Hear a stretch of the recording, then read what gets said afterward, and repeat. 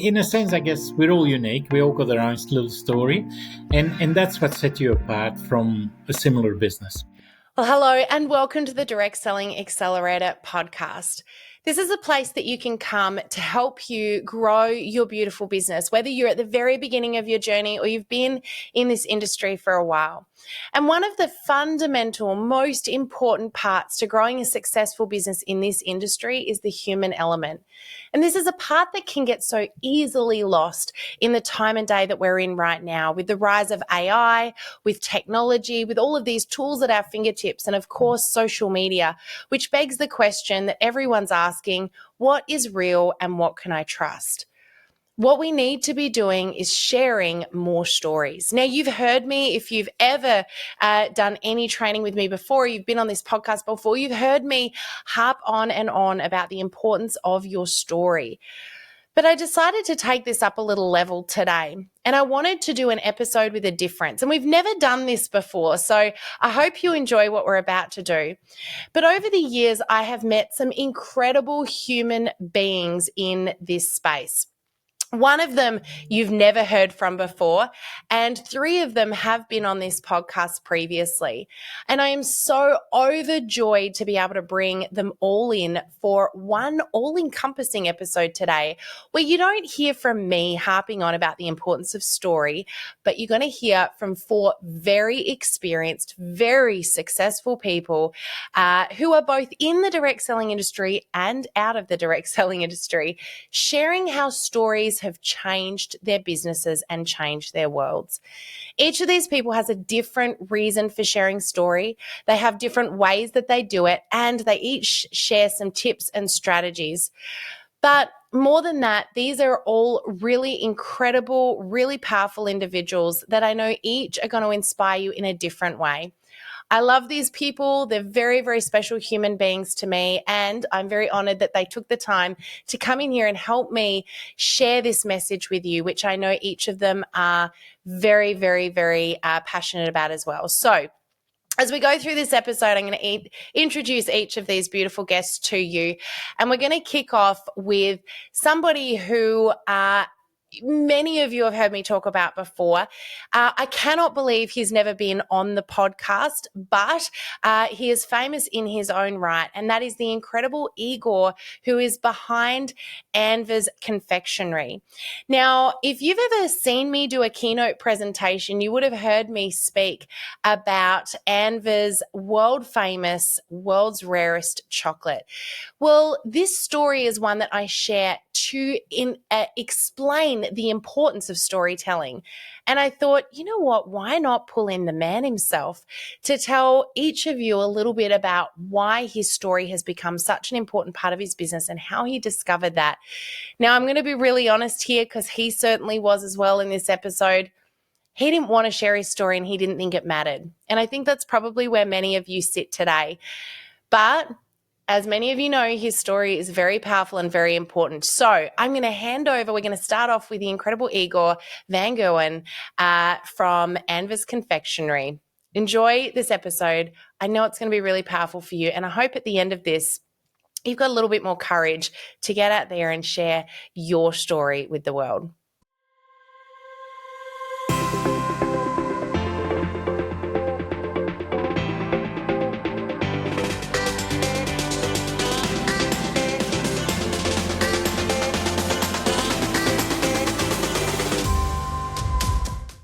Well, hey there, Igor. Thank you so much for joining me. I am so excited. This is actually an interview that I have wanted to do for a number of years now. And if any of our listeners are watching this, they know the importance of you being in this podcast. And that is you, of course, Igor, are the founder and owner of Anver's Confectionery. And anyone who's done any training with us knows all about Anver's rare chocolate, because we send it literally all over the world. But welcome into the podcast. I am so excited to have you here today. Thank you for having me here. Yeah, I look forward to it. Well, Igor, I want to ask you a question about your story because many people have heard me share elements of your story, and I feel a little bit guilty that the story I have chosen to share as an example of the importance of story selling actually isn't mine, it's yours. But Yeah, I've got to ask you, when did you start sharing the story behind Fortunato, the world's rarest chocolate? I love this. But yeah, yeah. when did you decide that storytelling was going to become a part of your branding? Yeah, I must say I'm still uncomfortable with it. I don't like talking about myself and that, but it really in the early days when I started the business, I really was surprised that people were interested in what I was doing. Yeah. And it probably clicked the first time when we had Japanese visitors. And I said, we're using dairy from the local farms. And they got all excited and started taking photos of the cows outside. And I thought, yes, there is a story here. And Mhm. my business has grown. And obviously, I started traveling around the world looking for cacao. And I started posting little feeds into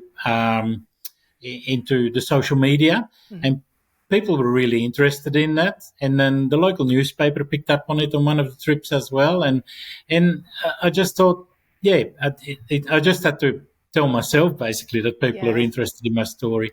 And at the same time, it had an effect on my business, which obviously the link is there. So when people relate to your business, to to what you're doing, and they feel part of it, it affects your sales as well. Yeah. Yeah. So, did it surprise you when you started to share your story and you started to get some results come back? Was it obvious straight away that it was making a difference to your business, sharing stories and making that an important part of your marketing plan? Yeah, I guess I'm a slow learner. Probably it took me 35 years to start to realize it and to use it more. Uh, but no, it grew slowly on me, and I still need to push myself to do it. Yeah. Yeah. You said something really interesting to me when we caught up a few weeks ago, and you've put together a beautiful cookbook, if you like, but it's actually, I think, more of a beautiful combination between a cookbook and this incredible story of so many elements of your journey Mm. over the years. But you were telling me that at the very beginning of the book, you've got your story included, but you actually originally didn't want to include that. Is that the case? And how? Why did you change your mind? Yeah, so yeah, you're right. So I didn't want the book to be about me. I'm not a celebrity chef. I just want my message to get out there that cacao is fantastic, and different cacao makes different types of chocolate. And a bit like people understand about wines, I'm trying to get that message out about chocolate, so that Yes. different varieties grown in different regions. And that's what the book was about. And then we linked them to the trips where I find this cacao, and Hmm. then link it to recipes. So simple recipes that people can do at home to a little bit more challenging. So I talked to an expert in books, so it is Philip Curavito, who's also the photographer in the book. And he basically said, no, we need your story in there as well. And I said, no, it's me. You don't need me in there. You just need the story about the chocolate. And he said, no, it'll introduce people to who do the things I do. I guess why do I do the things I do? And so we got a few pages of me in there, and whenever people talk about the book, that's usually the most talked about part. So yeah. So again, I had to shake myself up and do it. Yeah. Mm. I think that's really amazing because, a lot of people hear me share your story, which for me is such an impactful story. I love it. I love to tell it because I think so many people are so curious about the different cacao and the chocolate and how it gets created. And there's so much we don't know. You make a good point. Wine is something so openly talked about, and yet chocolate appreciation is something Mm. people, I think people are very curious. Yep. And so when I tell your story, people will often say to me, but I don't have a story that's that impactful or that exciting Mm. or that good. And it's really interesting hearing it from you that you thought your story didn't matter. And I think this is such a common problem for people in business. Yep. But I want to come back to the wine thing for a little second there, because you mentioned that you're really passionate about getting people to appreciate chocolate like they do wine. You know, it brings me to thinking, and I think I spoke to you about this a little while ago, when I go to a winery and I try wines and they tell me, you have that person standing there and they're telling you the story behind each wine. They tell you about the vines and how the grower and the winemaker have created it and what their vision was for the wine and how it turned out, or some of them were accidentally created. And as you're tasting it, it's changing the way you're experiencing the wine, right? Yep. And I find when you buy that wine and you take it home, it never tastes the same because you put it on your wine rack and you forget the story. And I think the story is such a critically important part of this. Yep. But I'd love to know how you have experienced within your own business. Have you noticed a correlation between, say, the products that have a story told about them versus the ones that don't? Yeah, very much so, and I guess that's why in 2002 I went into the into tourism, the tourism market, is to show the experience. So people will come to the House of Anvers now and experience how the chocolate is being made. There's a lot on history on chocolate as well, but also the link to what I do. And then when they go back to their cities, which could be Melbourne, Sydney, they've got a connection to the business, and they go to their local shop and they see my chocolate on the shelf, and they relate to it, and they're more prone to buy my product because they relate to it. Now, the Fortunato number 4 story, which you know about, this is the rarest cacao in the world. That it took me a long time to get hold of it, basically, because there's only limited supply, and they only want to sell it to people that really appreciate it and are excited about it. But I wanted to bring it to Australia, and so to do that, I had to build a relationship, and to build a relationship, I had to go over to Peru. So in 2014, I went to Peru and built a relationship with the farmer co-ops and Maranhão Chocolate, who managed the sales of the chocolate, of the cacao. And by doing that, it built a story, and now people are really linked to it. Obviously, it's the best tasting chocolate, if I say so myself. It is. I endorse that 100%. So you need the product to back the story. You can't just have a story. You need a quality product to back it. And but people really love the story. And in our packaging now, we tell the story of the farmers. Don Fortunato is the farmer that grew the first of that type of cacao. So we even named it after him. And basically there's pictures, and the packaging tells the story, and it really helps with people making that first decision of buying it. And then once they try it, obviously they'll come back. They're sold. That's it. They're done. That's what we're about. Yeah. Yeah. So being someone, Igor, who has struggled a little bit with sharing your story, but also knowing the impact that sharing your story has had on your business, what advice would you offer to any other business owner right now, whether they're a big or a small business, who's thinking, my story is not, like, I think the phrase a lot of people say, like what you said, is they don't want it to be about them, or people don't care about my story. It's not interesting. What advice would you offer them, and what tips perhaps could you give them to help them with this process? Yeah, in a sense, I guess we're all unique. We all got our own little story, and that's what sets you apart from a similar business. Next up, it is my honour and privilege to introduce you once again to Gaya Samarasingha, the founder and CEO of Kalaia Products. Now, Gaya has been on this podcast before. I'm going to link in the show notes to her previous episode where she actually shares the full story behind Kalaia Products. A very, very powerful story. I absolutely love that interview with her. But I asked her to come in here and share a little bit about the power behind the story and how she came about sharing her story with the world and how that's impacted her business. So I'm so glad that she could be a part of this episode. Like I said, she is yet another powerhouse that I watch every day using story as an amazing tool. So over to Gaya. Well, welcome back in, Gaia. I am so excited to have you joining me, not for the first time, but for the second time on this podcast. It's so great to see you again. Yeah, thank you for having me. It's always fun chatting with you. Well, it was a no-brainer for me to have you on here to talk about storytelling on social media, or more importantly, storytelling as a marketing strategy. One of the things I was so blown away by when you and I first connected, when I was in Utah last, we sat down, had a chat, and you shared with me your story behind your incredible company, Kalaia Products. And one of the things that I really noticed is that you incorporate story into everything that you do. Every time I get an email from you, it's all very story based. And I love that so much. But I know it's also been a core part of how you encourage your field as well. Well, let's chat a little bit about story selling. You know, one of the things, and I say story selling because for me, I like making up a word or two. It's always fun. But I am getting really frustrated, as I know you are, with the amount of people that think that what they need to do on social media to be effective is sell. You know, here's my product, here's my business, buy with me, book with me, join me, whatever that is. And they think that that's how they need to approach social media. And unfortunately, it has the absolute opposite effect. People hate being Yeah. sold to, they hate to be told.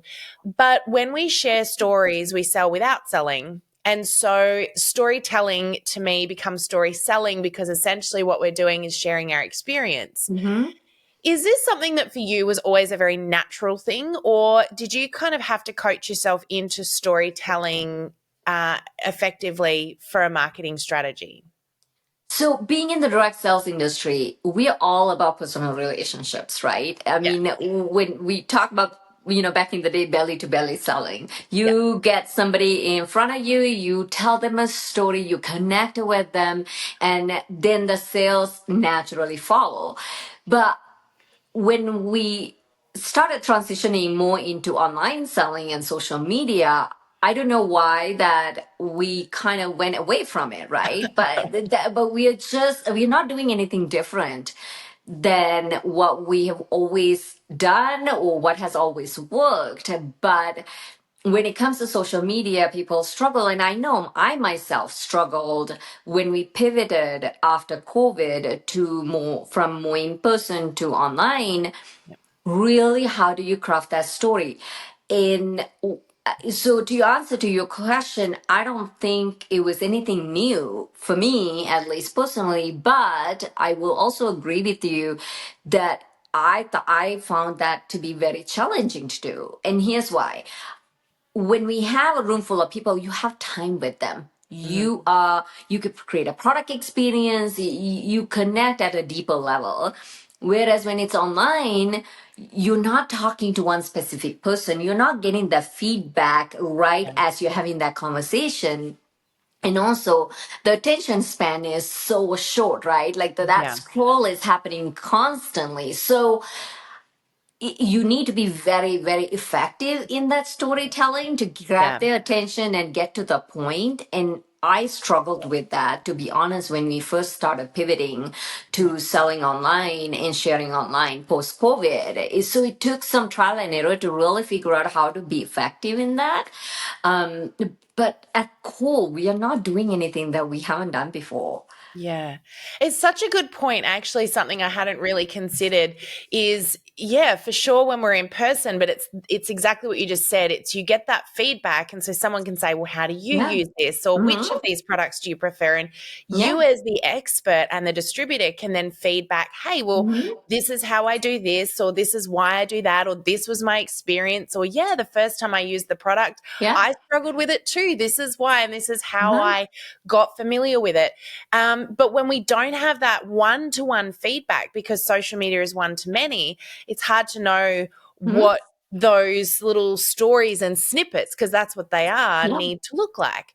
So with that being said, because again, you've incorporated stories in such a clever way, how have you strategized that? Is it a strategy? Is it something that you really sit down and think about, okay, you know, how am I going to use my story effectively on social media like I would in person? Or, Yeah. Yeah, yeah, I think it was a lot of trial and error and learning, to be honest with you. I I mean, there were times I remember post COVID, I was like, I just can't do this. Give me a room full of people. Yeah. I don't want to do this online. And so I feel for a lot of field that's Mm, out there that's struggling and that's just ready to throw the towel. But it's when you think about it, it's not that hard, but it takes practice. But it also yeah. takes consistency, right? Like, Mm, so to me, I look at it as how do I get in front of people authentically? So whether yeah. it's social media or whether it's email, social media is a little bit more casual than actually crafting an email out that gets sent out. But how do I be authentic? How do I come out as a person, not as the brand? So I Mm, always ask that question when we write, when we do any videos or anything.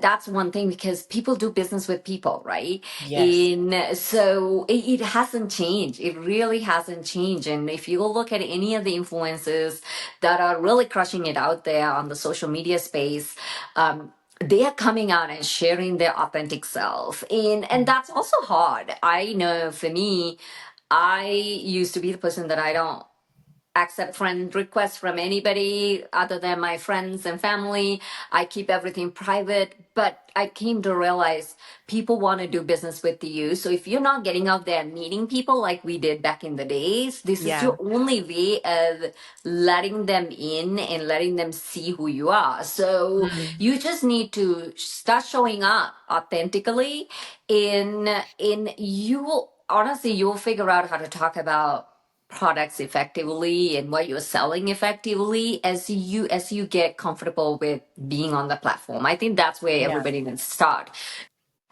So Guy, I want to talk just a little bit about, I guess there's a decision people make when they've got a product that they want to promote. And let's use your beautiful products as an example. You've got some incredible skincare, which you talked about on our last podcast, and how and why and the story behind that incredible brand.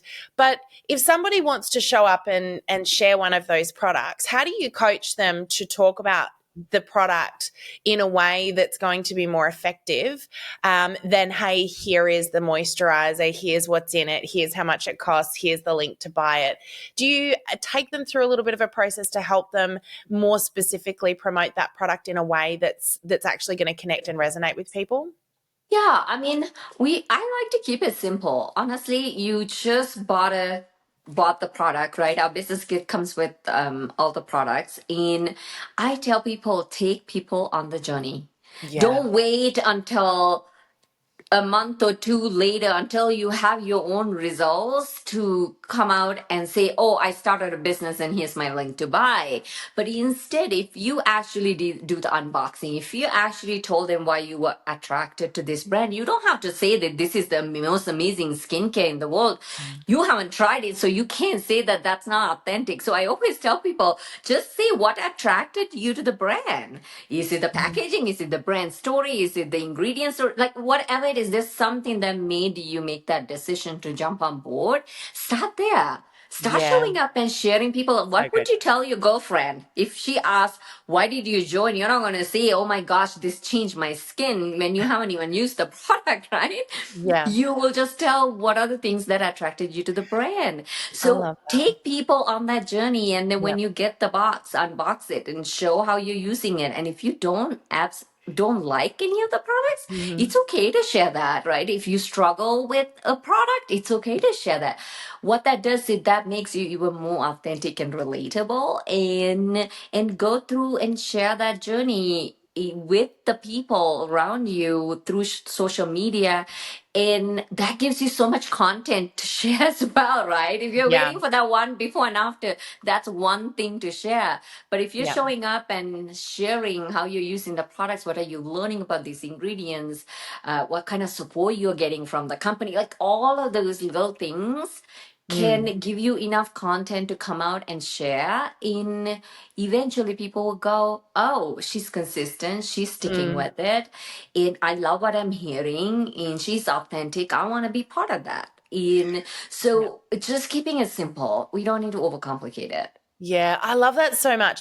I think the honesty of that and the simplicity of that is so doable. And I do Yeah. remember when you and I were chatting, I asked you if you had, if you would change anything about the way that you marketed and launched Kalaia Products. And one of the things you said to me was, if I could go back in time, I would have shared that journey from the beginning so Uh-huh. people could have seen the ups and downs and what was involved and felt like they were part of that journey with me, rather Mm-hmm. than waiting till we were ready to launch and then said, surprise, here's this Yes. product that I'm launching. And I think it's so true even with your direct selling business, where I think that that's really beautiful, because what it's saying to people is, I'm normal like you are. We're going Mhm. through this process together. And Yeah. one of the things we keep reminding people of is, just because they're not interacting doesn't mean they're not watching. Oh And yeah, so 100%. you'll find that people are paying attention. I've seen lots of people where I have just been quite intrigued by a journey they've been on. We've all Mhm. seen it. Yeah. And you watch it and you're curious and you're seeing where Mhm. it goes. And then eventually when you see it go somewhere that you want to go, it's the hero's journey. It's like, I can see how they got there and I can see how I could do that Uh-huh. too, because it was real and it was Yeah, and it human. was an overnight success, right? Like they Yeah. see that your progress, and when you're sharing that, it doesn't look like, oh, all of a sudden she made a big paycheck, or rank Yeah. advanced 5 times. Like that's just not real. Mm. We all put in so much work behind the scenes, so share that Yeah. in and that's what people need to see, that because we live in a world, this social media world, that we question everything we see. Is it real? Yeah. Yeah. Especially these days of AI, it's This more is, and more we are yeah. skeptical of what we see, so that raw authenticity actually stands out. Yeah, that's so true. And this is one of the reasons we wanted to do this episode, was because people are really asking that question now. What's real? What was Mhm. written by AI? What images are real? What videos are real? And Facebook released to us some statistics just 6 months ago, showing us that story is making this massive comeback right now, Mhm. because people are questioning what's real. And a Yeah. story is unique, it's authentic, it's human. And at the end of the day, we've got humans at the other end of that mobile device or that computer screen. And if we can relate with that person in a way that makes them feel like they've got something in common with Mhm. us in a true, honest Yeah. way, then we're more likely to get their attention. Because, yeah, I think everyone is asking right now, what is actually real anymore? We don't know. 100%. And I even tell our brand partners, right? There are some people that who may not be using all the products, Yeah. can't because of an ingredient, they can't use all the products. And I've had people saying, oh, like I feel like I can't talk about it because I can't use the serum. I'm like, nobody's expecting you to use every single product that we sell. That just doesn't make any sense. That's not authentic, right? Yeah. Especially if you're part of a company that has so many different product offerings, that's been around for a long time. They probably has anything and everything, but you may not love everything that they offer. So Yeah. it's okay to share, this is what I'm using from this brand. And that's also where I feel like direct selling is, it needs to evolve. Mm. One area, the regulatory piece of it, right? In Because we have gotten so used to expecting our field to only be loyal to that one brand, Mm. and that's used to be our culture back in the day, Yeah. but it's changed. So for people to build that authenticity on a social media space, they can't be talking about just one brand every single day. Yeah. They have to come across authentic, because we all know we are using more than what we sell, right? Yeah, So that's exactly, like, so we don't all just use the same beauty product. Yeah. exactly. So, but I if they're authentic about, here are the things that I love from my company, but here are the other things that add on to supplement what I yeah, need. that's such a good point. It Mhm. just changes the game. So, and that's, I know something. If you look at some of the top leaders in the direct sales space, um, that's how they're being super effective Yeah, that's so true. in building online. Yeah.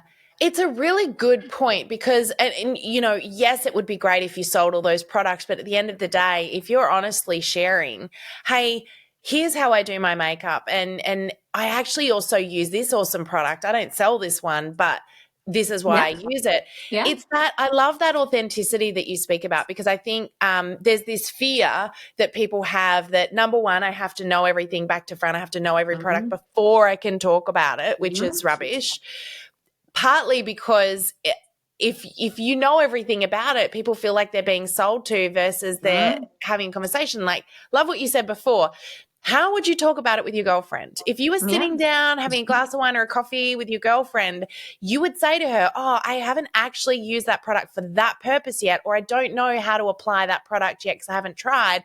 But here's what I do love about it. That is a really honest way of talking about your products. And you are so much more likely to get people saying, oh, tell me more, because they know that they're not being sold to. They know you're being honest with them. And you know, incorporating, talking about other things as well. Don't feel like the only thing you can promote or talk about is the product you sell.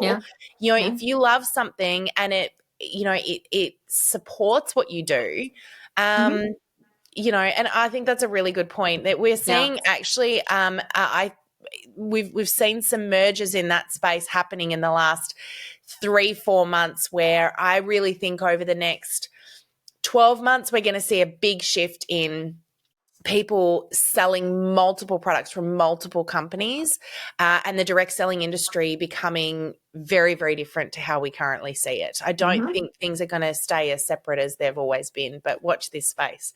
It is changing, and it used to be okay, right? Like back in the day, because you bring people into a room and you have that conversation, it's a one-time thing. Whereas now on social media, you're sharing daily because you need to get in front of people on a daily basis before you can get that conversion 10, 12 times. But all you're talking about just one thing, it just doesn't come across authentic. So That's right. It really needs to, we need to change with the times. How amazing was that? Now, I told you this was a powerhouse lineup, and I swear this is probably one of my most favorite episodes to produce, because I didn't just get to speak with one incredible human. I got to speak with 4 of them. And next up, I'm going to be introducing you to a very special friend of mine who's been on this podcast a couple of times before, the amazing Lisa McInnes-Smith. Now, if you're unfamiliar with Lisa, let me just tell you, she is not only a genuine and inspiring and powerful human being, she's a world-renowned, award-winning speaker. Lisa is passionate about storytelling. She teaches it. She has got fundamentals. She even has a course on storytelling. So if you want to learn more about that, we'll link it in the show notes as well. But for today, I wanted to pull her in and have her share a few tips and tricks along the way to help you to bring your story out in your business. So I'm going to hand over now to the incredible Lisa to drop some of her hints, tips, and tricks for being an incredible storyteller. Well, this next guest is absolutely one of my favorite people in the world. Not only is she an award-winning international speaker of high performance, she is also a very, very dear friend of ours. And recently we got the chance to hang out with them here in Tasmania. So it was so great catching up with them. But I get to introduce you to the very amazing Lisa McInnes-Smith. Welcome on in, Lisa. Thank you, Sam. Always lovely to be with you. So, Lisa, the reason I wanted to do this episode is because I know that for a lot of people, they're so ready and willing to talk about their product and their business opportunity, and the very last thing they want to talk about is themselves. There's that feeling of talking about myself isn't what everyone wants to hear, but it's actually a little bit the reverse, right? I mean, sharing your story is a really impactful and powerful part of your social media strategy. Is this something that has always been a no-brainer for you, or how did you get into the space of really specializing in storytelling? Yeah. I think we just have to remember that when I started speaking to young people, they needed to know me. Why would they listen to somebody? They needed to know you. One of my favorite sayings is, it's hard to trust people you don't know. And therefore, if you're going to buy anything from them, an idea, a philosophy, a product, how can you really go with somebody when you don't know anything about them? And when I was trying to persuade young people how to be good problem solvers in their lives, I had to show them that I myself had big problems and how I solved them. So I had to share a piece of my own life. It wasn't like, oh, here's 6 steps to success. But it would have had no foundation if they didn't understand that I had suffered and had to overcome my own insufficiencies or the things that I really struggled with. Yeah. It gave me the basis for having the privilege to share. Yeah. And I agree. I think that's really important. But again, I think sometimes people feel like, well, what if I don't want to like share all of my private life with people on social media? You're not saying that they need to do that, are you? I'm not. And I'm actually saying that you just want to share some snippets that give people a little insight into you. So for me, I was sharing, about the fact I was born with my left eye permanently closed. So that was a relevant piece of information to young people to recognise, oh, yeah, she has been picked on. She's suffered as a kid growing up.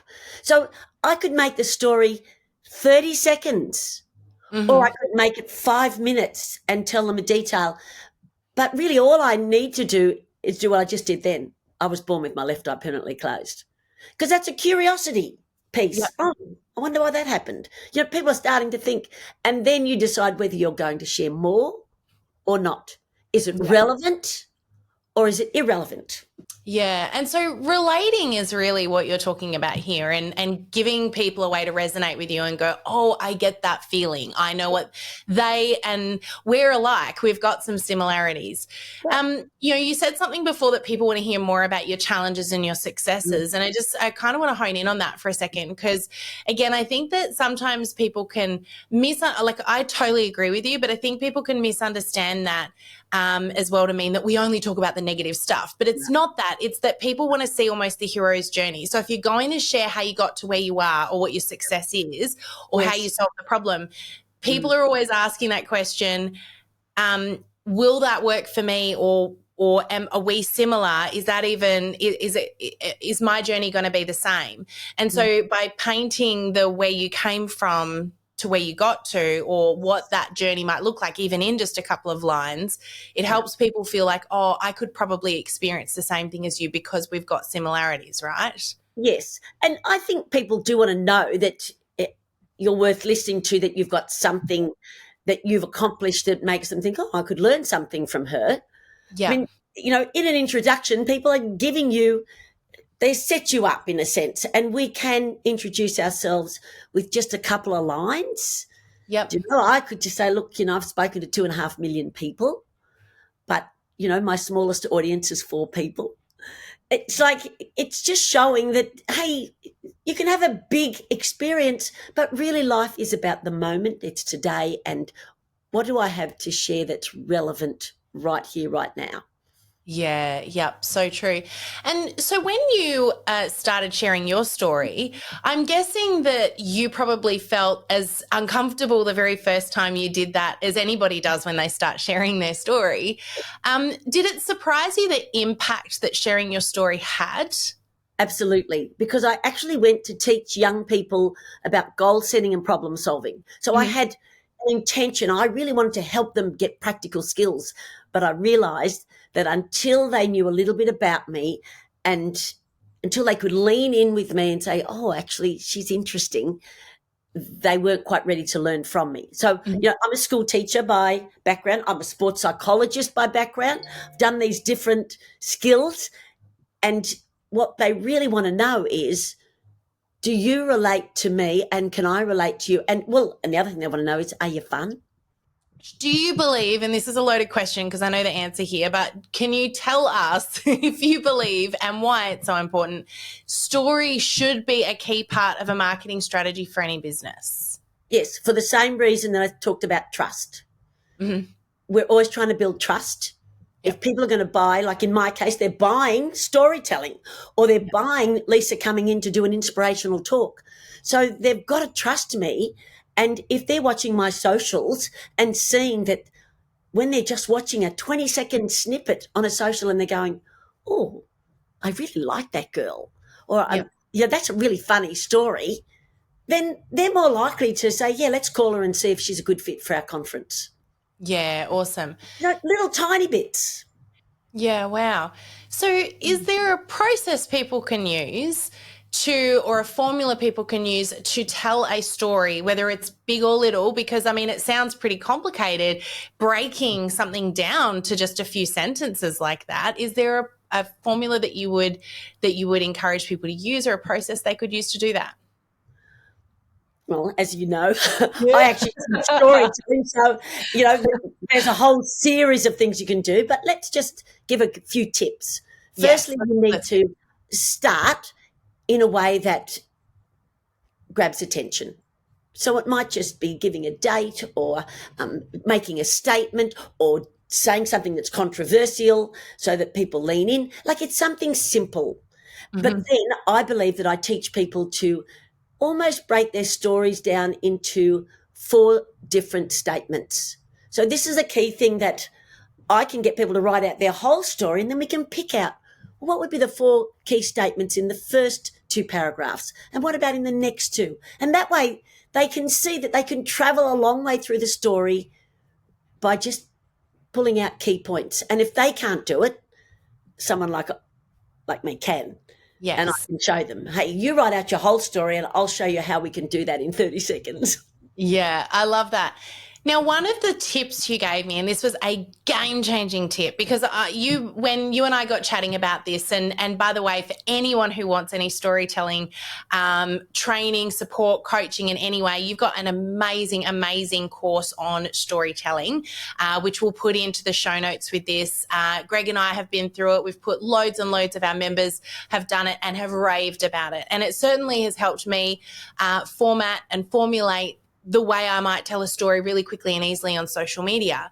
But the tip that you gave me, because my concern was, well, I don't know that I've got that many stories I can think of to tell. And you were like, well, everyone's got heaps of stories, you just from the conversation you had yesterday through to something that might have happened today, through to a funny story that happened last week. And I thought, I can't remember all those things. And you gave me the tip, start keeping notes in your phone of the little stories. And I realized how many experiences we have, from things that happen through to just thoughts that pop into our mind that would be worth sharing, that we forget about. They get kind of eclipsed by our day and all of the things going on.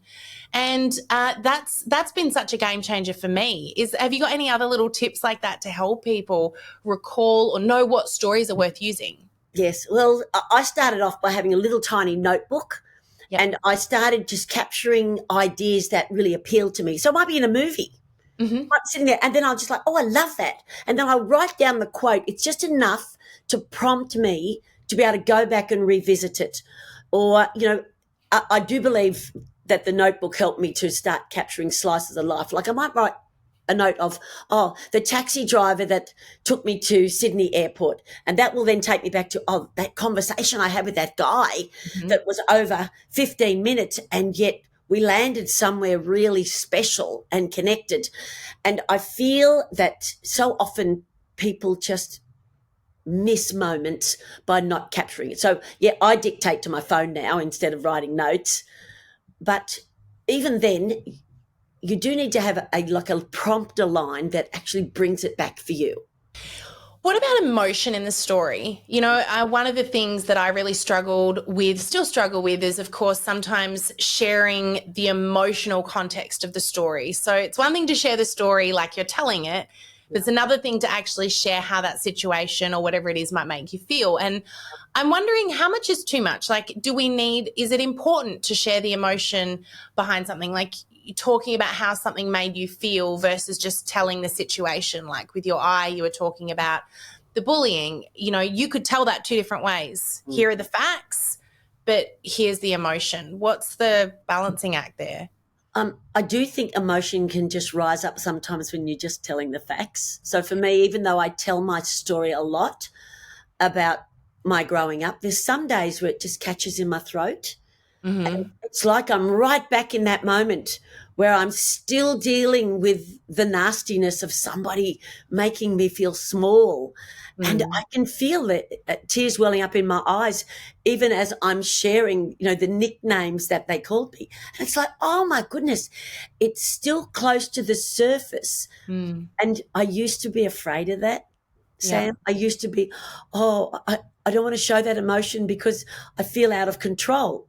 But I had to learn over the years that when the emotion came, that sometimes that was the best gift I gave to people, that they could see that the pain of the things that happened in my childhood also tapped into their own journey, and that we could at least say, yeah, I know that feeling. And that gave us some affinity.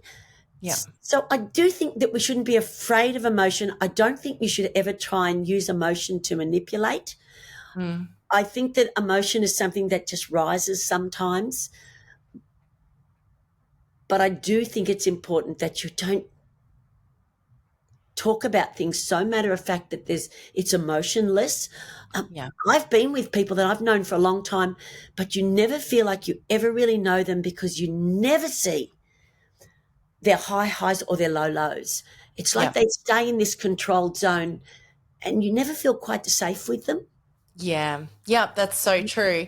And I think there's so much that we can do in that space there is that balancing act of I don't want to overshare it. I want everyone to hear and see my entire life, my personal life. But there is that flip side, which is people buy from those they like, know, and trust. And if you want to grow your business, whatever that business looks like, there needs to be a level of trust there as well.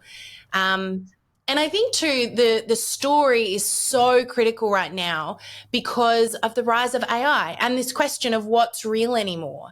Yes. And when you share a story, people know that's real. They know it's you. They know it wasn't fake. It wasn't created by ChatGPT. Like, you're sharing something that really happened. And I think that's where people lean in and connect in a world where they are asking, what is human anymore?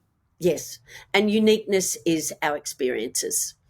Yes. And, look, I'll give you one little taste that I took my daughter into the women's prison to speak because I wanted to see what I was doing. I'd been in a few times now. And I said to her, would you like to sing for the girls? And she said, maybe. So she took a friend that was a sax player and he got in there and went, oh, yeah, I'll play the sax. And he did. And it was her turn to sing and she froze. She froze. And I know she's a good singer and we didn't have any backing track, but I thought she could do it anyway. But see, that was me projecting. And she just froze. And so I just went, don't worry, it's okay. And I just got on and shared with the girls my story. And then right at the end, I had this little instance. I just looked at my daughter and I said, would you like to sing now?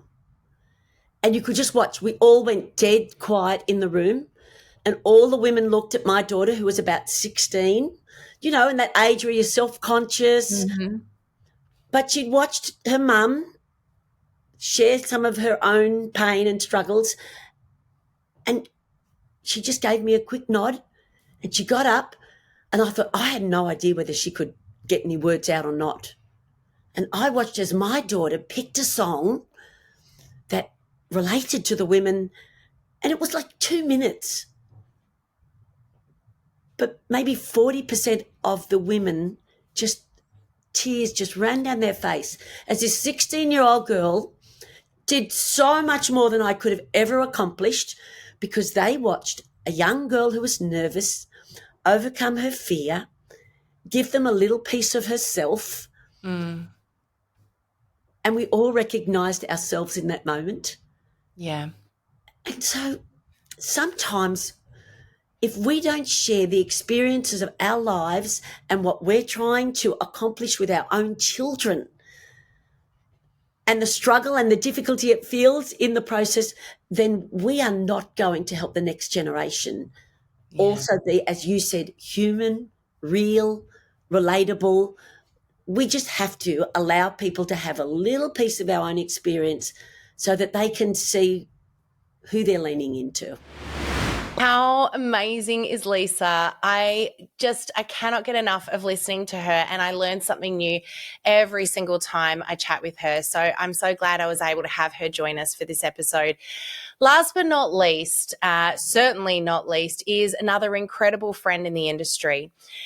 This awesome guy has built a massive team over many years, and he's going to tell you a little bit about it in the intro here, or in the episode that we recorded here. But this incredible person is someone who's inspired me, and who I honestly, like all of these guests, can call a friend. But I love watching how he uses stories specifically, not just to grow his own business, which has now impacted somewhere around 100,000 people, but he's also been able to use stories to empower and inspire others to grow huge businesses as well. I'm going to let him explain a little bit more about this to you, but there is no one, I don't think, who is more passionately using stories every day as almost his only strategy, really, when you think about it. Put to the side the tech, put to the side all of the tools. He leads with story every single time, and it works. And he'll tell you a little bit about it in here. But here we go. I'm going to interview the incredible Ben Physick, who has built an incredible powerhouse business with Weight Loss Coaching Works. I'll let him do some of the explaining, and I hope you enjoy this last segment of this awesome episode. All right. Well, thank you again, Ben, so much for jumping in and joining me. I have just shared with everybody your introduction, a little bit about you. I have loved getting to know you over the years. And most importantly, I see you as being one of the top leaders in this industry who has done it through connecting with people, loving on people, and most importantly, storytelling. So it was a no-brainer that you come in and chat with us in this episode. But before we do all of that, Ben, would you share a little bit with our listeners about you? Well, I'm joking a little bit when I say I'm the CPO of our household, but Janie, I call myself the Chief Poo Officer. I asked Ben for his title just a minute ago, and this is what you gave me, right? You're the CPO. And so Ben, you as an incredible leader in this industry, you've had so much amazing success, and you continue to do that. And I know a lot of that is from the passion that you have around what you do. Can you tell everybody a little bit about, just before we get into how you use stories, because I know it's a huge part of your business model. Can you just share with everyone a little bit about your business, Weight Loss Coaching Works? You guys are under the Amway brand. What does that look like, to give people a bit of an idea of how your business works? Yeah. Well, to be completely honest, I joined Amway as a 24-year-old and thought, wow, if this guy's doing it, there must be something more to it that I haven't seen. And I looked into it within a few months. We found some incredible product lines. I mean, all direct selling companies have incredible product lines. But I thought there was just an untapped vehicle there that we could utilize. And we use a program called Health Point. Mm-hmm. And it's a part of the Network 21 education system. And it's an unbelievable program. It's based on science. It doesn't need to be rewritten. It's 60 years old. The formula is priceless. But I guess what we did is we brought technology into it. We sort of made it available to a lot more people. And we've developed a coaching system or accountability system to help people get great results. And most people just tell us, I know what to do. I just need to be accountable. And I guess, we all need it. I need it. It's a really important part of the process. And so if it wasn't for technology though, and the leverage that comes with social media and, things like Fitbit, digital sort of technology to create camaraderie, a bit of gamification, and there's just an enormous amount of leverage. And we have a bit of a rule: if it's not free, we don't use it. Like, I joke a little bit, but everything that we use is duplicatable. Yeah. To YouTube, like everything today it's amazing what you can do if you use technology. But and when you asked me this yesterday, I said, I've got like a 45-minute window tomorrow. I'll be happy to do it. Normally I knock back this stuff because I just have so many things I want to tick off, but this resonates with me so much. Mm-hmm. It really does, because stories is everything. Yeah. And when our business took off, There was a few things, technology and all those kind of things, but stories was the rocket fuel. That took us to a whole new stratosphere, without a shadow of a doubt. Yeah. Tell us a little bit about that, because how do you use stories to grow your business? I mean, you've jumped into something, you've created something. I mean, that in itself isn't unusual, but how have you used stories to get to where you are? Yeah. So how can I give the most value to people listening? It's hard to tell you what to do, because everyone's should have a coach who can guide you with regards to best practice for what you do. But I just think it becomes, you can tell a story around a campfire and there's 5 or 6 people there and they'll hear and listen, or you could tell it on social media and have a few million people really ultimately, gravitating towards it. But the key is that once the story is told, that's just the beginning. That's the first step in the process there. That's kind of like the first step in a 20-step process. It's enough to get someone to show maybe a little bit of interest and a bit of engagement. And so you've got to be consistent with it. If someone's really, really looking and they are so ready, then, hey, let's go straight to first base and let's talk. But quite often most people are just sort of, oh, yeah, all right, I don't mind that person. And then, they'll get a comment from someone, a spouse or a doctor's diagnosis or anything that sort of is a bit of a call to action. And then they'll just think, oh, their reticular will be like, well, I heard that story the other day, and so I might contact that person. So we have a bit of a line within our business plan, is that if you live it, they will come. If you live it, that the old school Field of Dreams, if you build it, he will come. But we say, if you live it, they will come. And I have to be honest with you, every second day someone taps you on the shoulder and they say, okay, I'm ready. All right, you've been bombarding me here. How does it work? And a lot of it is on social media. But then I guess we take it one step further, because once they're in, they're not in. They just got a number. Yeah. Taking it to the next level, the empowerment that someone gets through sharing a story and realizing that it is their authentic self, and that's what's the power. Yep. You don't have to be anyone else. It's got to be, we say this, it's got to be you and it's got to be true. That's the line. I don't know where I heard it one time. And I love it though. That's so good. Yeah. Get them in through a story, but then you can take it to the next level. The reason I'm here today is because I heard an incredibly famous audio within our system. It's called "A Man with a Dream Won't Be Denied." And the first line in the audio is, "There's always a story behind every story." His American accent. And everyone's got a story. Mm-hmm. And we love hearing them, because we make a decision on facts, but we back it up with, we make a decision on logic, but we back it up with emotion. Yeah. The emotion will drive you into it, and that's what the stories do. Yeah, absolutely. And one of the things I noticed about, and we've been able to get to know you over the years, and of course your team, and see a lot of how you operate. And one of the things I really noticed is you don't just use stories to get people in. Stories are something you empower your team with. You use personally, your team use them. Everyone that comes in, you get them to share the story, and you give them a formula to do that. But what I find really interesting is on the inside, you continue sharing stories. You made the comment, when they say they're in, they're not really in yet. That you use stories to really build that relationship, right? Yeah. And I think that's just, it's like, you know what it is? I could probably share it all with you. It takes time to get the progressive disclosure right. There is a sequence to it. There's not just like, let's just go to third base and go all the way. There's a process there depending on the person's personality. Yeah. And if they're fairly sort of driven, outgoing, charismatic kind of person, then you can feed on that pretty quickly. But it is honestly the fuel of the whole entire business. And I come up with terms all the time. I make them up. They're always an acronym here.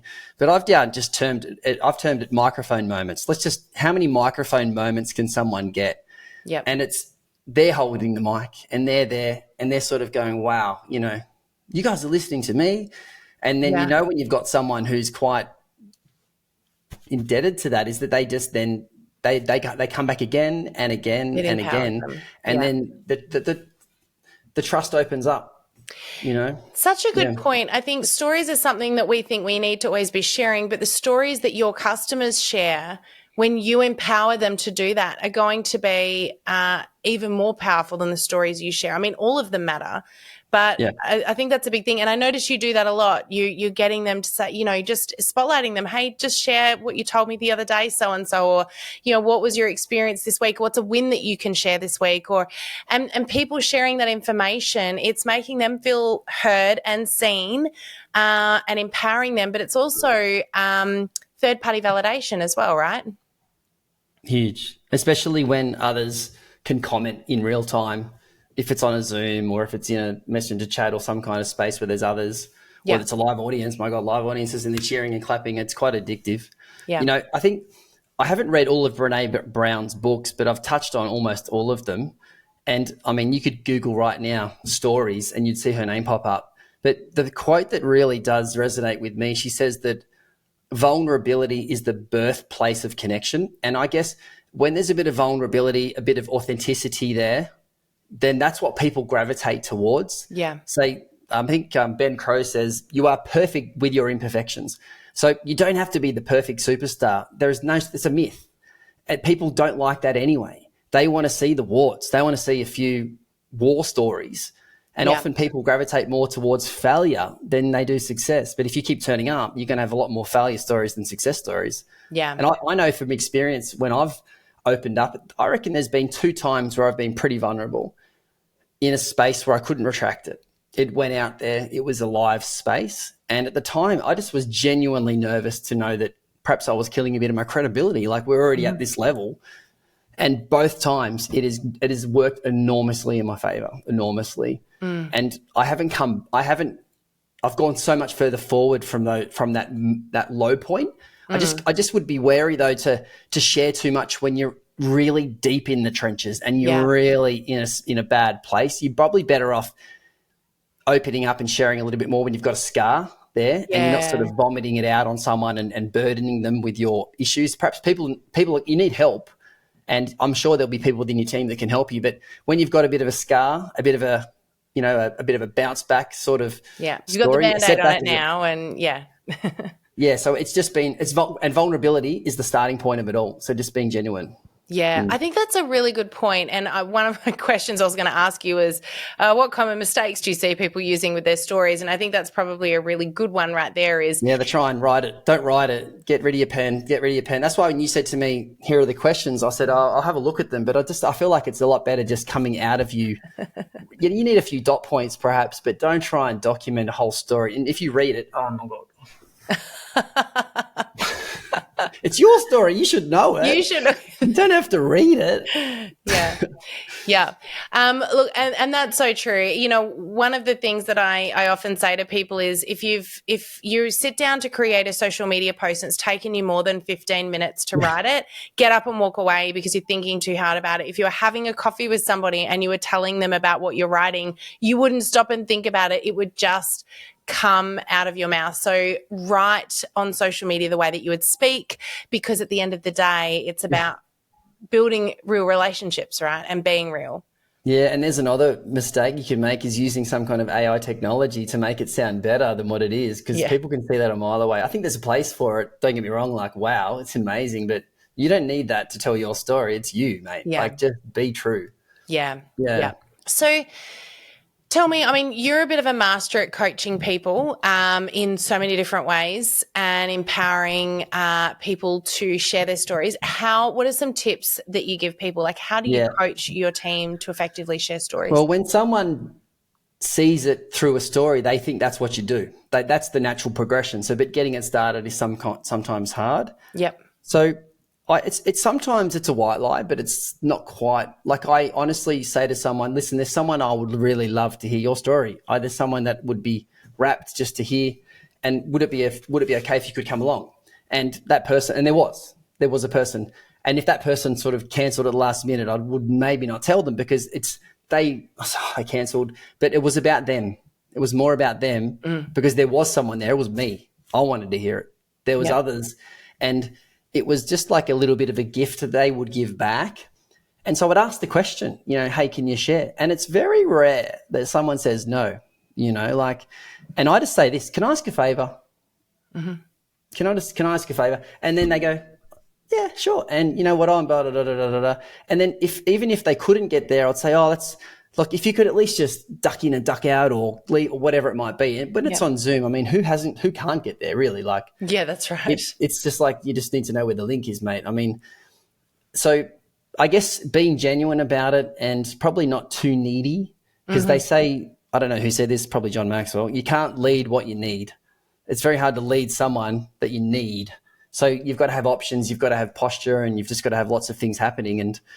And then I think you just ask the question nicely. Yep. And, you know, and I make sure that I serve them as well and look after them and, you know, I look out for them. And I do remember the first ever business event I went to when I was invited.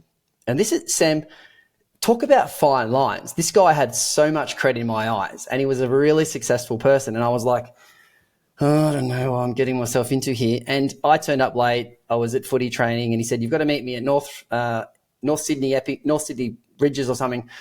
And I was late. I couldn't park and I was messaging and he ran downstairs. He came down. He saw me in the car park and, you know, he guided me in and took me in, had a seat for me. And, you know, I think it was like servant leadership. I was the first person he ever invited, mind you, but it was probably well worth it. But go above and beyond.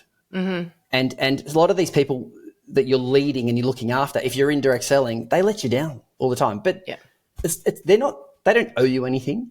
Like you're the one trying to help them and guide them and just it's like you're the one trying to get the food into their mouth. You're like, come on, babe, come on. Like you've got little Addie, like you've got to try and coax her into taking the food. And once she gets it, she goes, oh, I like that. So you got to try and do everything you can to look after them. And don't build distrust there by doing something wrong, but just over deliver. Yeah. So true. I love that. And what advice would you offer to anyone? You mentioned before that sometimes people really, you know, they don't feel comfortable sharing their story or they think that their story doesn't matter. I think that's the biggest thing that we see is people going, no one wants to hear from me. No one cares about my story. You know, what advice would you offer to anyone in any direct selling business right now who's thinking as they're listening to this, yes, but my story isn't important or my story doesn't matter? The only advice I can give you is you're wrong. It's good advice. And I don't know you, but you know, after a fair bit of time, it's coming up to 20 years in January we've been here. You know that you know that you know. You can read the play. It's not like Back to the Future. You've seen it. I know what's going to happen here. Yeah. And it is worthy. It is genuine. People do like it. And it's powerful. Yeah. It really is. Like you just have no idea. Yeah. So just trust it. Trust the process with it, and you will feel great after doing it. I can guarantee you that. Yeah. And I just want to speak into something else that I noticed that you do, which I think is awesome and just really, really powerful. You know, if anyone ever asks you a question about a product, you don't send a fact sheet and you don't tell them the answer. You send a video of somebody talking about their experience with that product. And I think that's really, really clever and really amazing. Yeah, because again, people make a decision based on they're hearing something they can relate to, right? Yeah, and if it's got a little jingle as well or a nice little music thing that goes with it, I mean, or if it looks good. But yes, I don't even know where the stat sheets are. In fact, when I began, I love that. I was probably the reason it took us so long to get to the certain level is because I was too busy filing all the stat sheets in every whatever it was back then, like Publisher or something, so I could send them out. And now I'm like, oh, man, they don't. Someone wants it. I don't know. I think I heard John Maxwell say this, and he said it. I was thinking it before he said it because I used to say it all the time, but he backed it up. He said, "Stats stink and stories sell." Yes, stats are so overrated. They're horrendous. Who cares? I mean, I can quote the most amazing stats about our corporation and some of the things, and people just go, that means stuff all to them. Yeah, no one cares, right? It's just like crickets, mate. Yeah. Pointless. Yeah. I mean, at some point people might want that information, but it's not the first port of call is going to be emotionally driven. They want to feel a connection. They want to feel like, it's true. If you can do it, I can do it. If you use it, I can use it. They want to see themselves in it, right? And that's what stories do. Stories sell. Yeah, I love it. I probably should back this up because Janie would say, Ben, you're too matter of fact. I mean, because of course. And Janie, of course, is your beautiful wife who is in partnership with you in the business. And if it wasn't for Janie, we wouldn't have what we have because it's just such a chalk and cheese situation. Mm-hmm. But I'm a sort of an all or nothing kind of person, and I make absolutes. But of course, the stats are important because people certainly need to see it, but it doesn't get them into motion. What gets them into motion is a story. And it doesn't have to be it's just got to be real. Yeah. With a little bit of like a bit of special sauce on it, which is you. Like, don't fake cry. All right. If you cry, but don't do the fake crying, because it's a bit obvious and it's a bit weird. But if you genuinely are emotional about something, then share that, because man, that's so powerful. Yeah. But it is, I want to just point this out. It is about being genuine. It is about being real. And it's also about not using, I think there's that fine line you talked about there as well. And I saw a post yesterday that went up from a prolific social media poster in the industry. And I'm not going to name any names, but this particular person had a diagnosis that was, it was a horrible diagnosis, but, they used it as a hook on social media, and they had this video that went up, and they said, they referred to a diagnosis in there and that it sucked, and then there was this live video. Yeah. And I thought, I better watch this, because, I hate hearing things like this. And as I listened to this person talk, I realized they haven't got the diagnosis yet. They are suspecting that they are diagnosed, and they haven't even had their specialist appointment, and they're using it for social media attention. I think that's to me, it actually took away from that person's credibility, and it made me feel like I, as a follower of them, was being used and manipulated. And I felt like it was disrespectful to other people that might be going through that experience. Yeah. I think there's a lot to be said for, as well, your story, like, embellish your story. Greg and I are great at doing that. Exaggerate your story if you want to. Have some fun with it. As long as you're doing it in the right light, you want to be very careful that you're not using your stories to manipulate people, but use them to connect with people instead. And I think that's I don't know how you feel about that. Sincere. I mean, you definitely can see when a story is good, because you can see that there's a lot of engagement, a lot of likes, a lot of shares. Yeah. And I just an hour ago was looking on a post that someone did on someone else's post, which kind of gets you to like their post, and they just post after post after post after post. It was just content heavy. There was no likes or engagement in it. But I don't know if your listeners know who this guy is, but you have to know who he is. I mean, surely the world will know his name very soon, but Mr. Beast. Who he's got I know who he is, because my kids are constantly talking about him. I mean, if you haven't really watched it, you have no idea what he is, because he's a world changer. He's an unbelievable human who set a goal when he was 15 to have 1 million followers. Now he's got 360 million. He's got the number one in the world. Like, I mean, Taylor Swift's got 60 million. He's got 360 or something. And he gives away copious amounts of money when he's online. Yep. Philanthropic. He lives in a tiny little unit, and he gives. And he's very genuine. And you can't fake genuine. You can't just pretend to be genuine. If you're genuine, you are or you're not. And I think the key is having good values. Yep. If you've got great values, if you learn and live good values, you name them, with honesty, integrity, responsibility, ownership, people will sense that a mile away, and they'll smell that through the post. Thank you again so much for joining me. This was an episode with a bit of a difference. We jumped around a bit here, but I had so much fun, and I learned plenty along the way here, always inspired by incredible people. And I just want to leave you with a couple of final thoughts here. I really want you to remember that your story is the key. People are not buying your product. They're not buying your business. They're buying you. The product and the business comes secondary to that. And I just want to really encourage you. Your story does matter. And I hope that you've got a little bit more courage and confidence to share little pieces of that story today, and maybe even some strategy to do that really well. But here's the thing. Whenever you listen to an episode with me, I want to encourage you to please take away one thing that you're going to implement in the next 24 hours. Knowledge isn't power. It's only potential power. It's what we do with the knowledge that we have. It's what we implement that gets us the growth. And so I really encourage you today, use something that you've learned from these 4 amazing people who have grown incredible businesses in different spaces, all through using the power of story. You've heard different ways that people have applied their story, and at different times, and using different strategies. I want you to consider what works for you. This is your recipe to grow your business. It doesn't have to be done the one and only way, but at the end of the day, story is story. It sells because it connects, it resonates, and it's human. And in a world that right now is feeling very unhuman, your story is the key to it all. So thank you so much for tuning in again this week. Of course, we want you to subscribe and share this episode with anybody that you think it could have an impact on, or anybody that needs to grow a business, or maybe somebody who is a little scared right now to share their own story and you want to encourage them. So go ahead, share this episode. Make sure you subscribe so you don't miss out on any upcoming episodes. Thank you again for tuning in. I really appreciate you, and we'll see you on the podcast again next week. That's it from me. Bye for now. Thank you for joining us in this episode of the Direct Selling Accelerator podcast.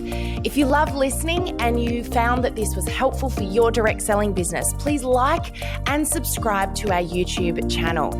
You can also check out the recommended video that's popped up on your screen right here. I look forward to seeing you again next time. Bye for now.